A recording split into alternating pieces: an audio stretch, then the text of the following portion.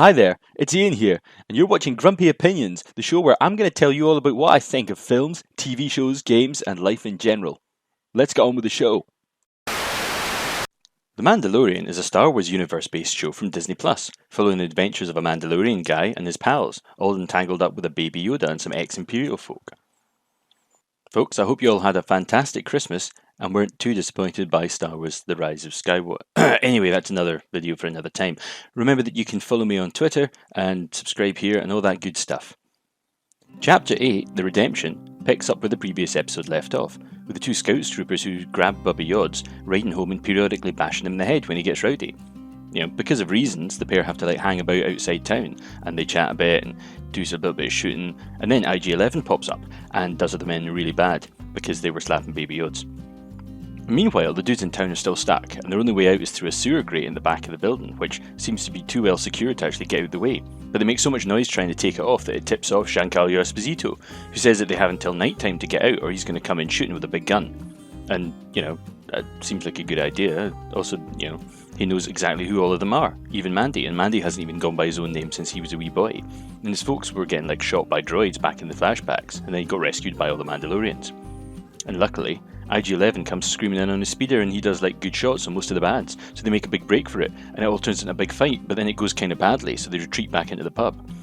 And it turns out that IG-11 has exactly the magical thing for cutting out the vent in the back, but Mandy's really worse for wear by now, and then a flamethrower guy comes in, and it looks really grim, but then Bubba Yodz decides to sort him out using the Force, and the rest kind of just watch. I mean, good work guys. Don't help out or anything like that, you know, that would make sense. Anyway, they go off into the tunnels, but Mandy wants to stay back and he's going to hold off the Stormies, but IG-11 points out that he can actually heal him, but they'd have to take his mask off, and since that's against the creed, it would break the code, but then IG-11 points out he's not alive, so that won't break the code, so finally we actually get to see Pedro's wee face. Anyway, down the tunnels they all go, and they find a big pile of Mandy masks there, and then the quest giver power-up lady turns there and she melts down all the armour. Turns out after the big battle of episode 3, when the Empire remnants moved into town, they did a massive kill on the Mandys, which, you know, seems a bit unlikely for these bunch of total bad aim dafties. But anyway, she gives him his mission completion badge and jetpack power up, and they get going, leaving him to wreck all this handful of stormtroopers that come down the road. And the cool gang get into a lava river and they're riding a boat downstream, and then they realise there's an ambush up ahead. So OG-IG goes ahead and sacrifices himself, taking out the bads with a self-destruct. And then just as they're about to get clear, Giancarlo comes back in a TIE fighter, and Mandy has to use his new jetpack powers to fly up and put a bomb in it and blows it out the sky. And with all that done, that's all the stormtroopers gone. And Dillon says the place will go back to normal, and you know they're totally welcome back into the guild and things are all fine. But then Mandy's I don't really see the point because I've got to take Bubba Yodz back home to his people and get on with that good stuff somewhere else in the galaxy.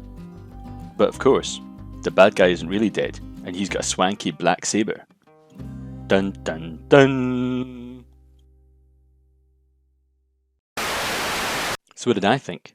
Well, it's an interesting thing, you know, an end of season finale. There's not an awful lot riding on it. You know, everything's got to not just be a culmination of things that are coming up and been relying on from earlier episode setups, but it needs to actually set up a continuing story on, unless it's just a one and done, as well as actually providing a satisfying conclusion.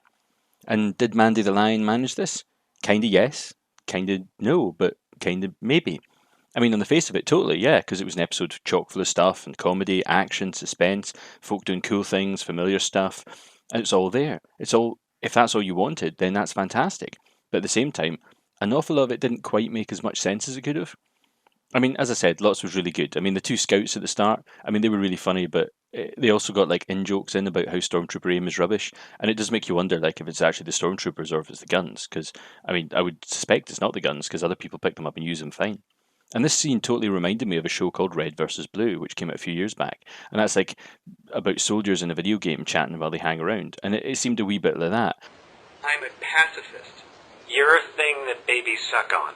And a bit like the old fan film Troops, which is one of the earliest fan films that ever got made, which basically, it's the old TV show Cops, but if it was set in the Star Wars universe. It's kind of funny. Check it out.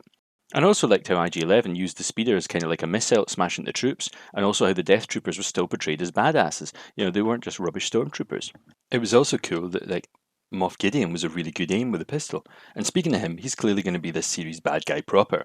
I mean, not only does he have like troops and tech and stuff, he's also got like the dark saber. Now, the dark saber is actually a thing that popped up in the TV shows, like the cartoons and stuff like that. And it's something that can only be held by a Mandalorian, which is interesting because that means he's probably actually a Mandalorian, which would explain how he actually knows stuff about Mandy. And it was also cool to see, like, the Mandy lassie going all kind of Vikings on the stormtroopers in her lair.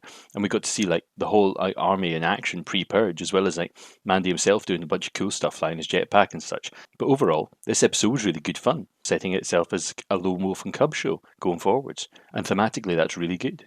But I mean, this is me, and I'm never able to see past flaws in things. I mean, they yell out at me like banshees in the night, wailing and screaming, Ian is a plot hole. So where would we start? Well, how about let's start at the start? I mean, we kick off with these scouts, right? I mean, why are they told to wait outside the town? Also, there was that line about Moff Gideon shooting an officer for interrupting him. I mean, that sounded a little silly and a little weird. And you don't actually see a dead officer lying anywhere, so why did that happen? Was that true? Was somebody else talking to him on the radio? It doesn't actually make any sense. And clearly, like, from a plot point of view, it's to allow IG-11 to catch up. But that also begs the question of how he managed to chase up and catch up with them. I mean, there's two speeders. They're literally called speeders because they're speedy, and he walks like that fast, and yet here he is. And remember, like, it took Quill like quarter of the episode last time to get about half that distance when he was riding on a pork chop monster, and he was like running for the ship. And somehow IG-11's managed to get back here in about 2 minutes. And I kept wondering why Yoda isn't like force annihilating these guys. I mean, Bubba Yodz only seems to use the powers when it's plot convenient. In fact, hell, only anybody does anything sensible because it suits the plot. It's kind of like lazy writing. I mean, don't believe me? I mean, Let's see if you can follow me around the room. Yoda doesn't use his force powers here, or here, but he does here. But then he doesn't here when Mandy's literally dying. And we know that he can force heal. And then Mandy, Dillon and Cara all like crack shots and they're amazing at shooting and fighting them. And yet none of them shoots Gideon when they have like a point blank shot and they don't even try. And he's sitting pontificating about how his murder death gun's going to like annihilate them all and how it's been used to like kill people they all knew and loved.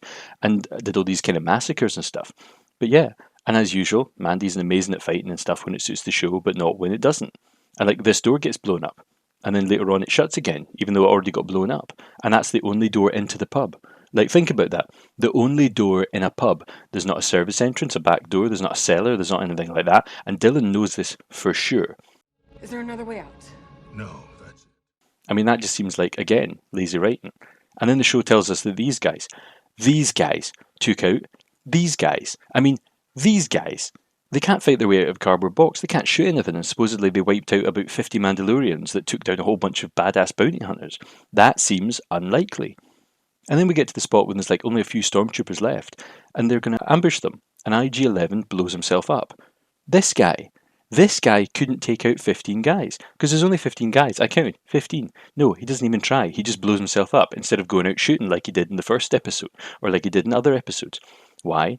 Because he's so overpowered that they have to keep him out the show, because it would unbalance things. Because if he was there, he would always be able to take out everybody. And that's lazy writing. I mean, look at him. He's resistant to lava, to blast or fire, when it suits the story, because he's not when it isn't. And yet here it's just convenient for him to die heroically, showing that Mandy has grown because he doesn't want the droid to die, even though he hates droids and he's like robot racist. Now sure, I might be being a wee bit harsh, but these are really obvious chunks of terrible TV writing. Little daft things that should have been noticed at the script stage and not ended up in the final episode of a TV show that's made for $15 million an episode, and is ostensibly family audience and not a kids' cartoon. And I hate to say it, but the fact is, this is a kids' show. Star Wars has become a Disney kids show with inconsistent writing, bad plotting. I mean, just look at Rise of the Skywalker. Anyway, that's a video for another day. And overall, this is about The Mandalorian. And I have to say that I actually really did enjoy The Mandalorian. It's been a really nice chunk of samurai western fun. It cribs from classics in both genres, as well as like pulling in nice, if occasionally obnoxiously excessive fan service from the Star Wars universe. And at times it is a bit facile, and it robs things from other stuff. But it also told a nice enough story about a blank slate hero that's vague enough for everyone to get behind, while also tooting like the cutest wee gremlin since Gizmo. And I'm sure they'll make another series of this, and it might get bigger and more complex, or not, and in any case, it's been an adventure. But I'm not sure I'll bother with it when it rolls around for season 2, because there might well be a lot better things on TV. But for now, I'll say that I like season 1, and I can definitely recommend it to young Star Wars fans. But for anyone who's looking for the depth of, say, Empire Strikes Back or the tonal bleakness of Rogue One, you probably want to look elsewhere, because it looks like everything to do with Star Wars is for the kids from now on. So yeah, and this is it. So until 2020, when I speak to you again, happy Hogmanay in the new year, and until next time, I've been Ian, and these have been my grumpy opinions.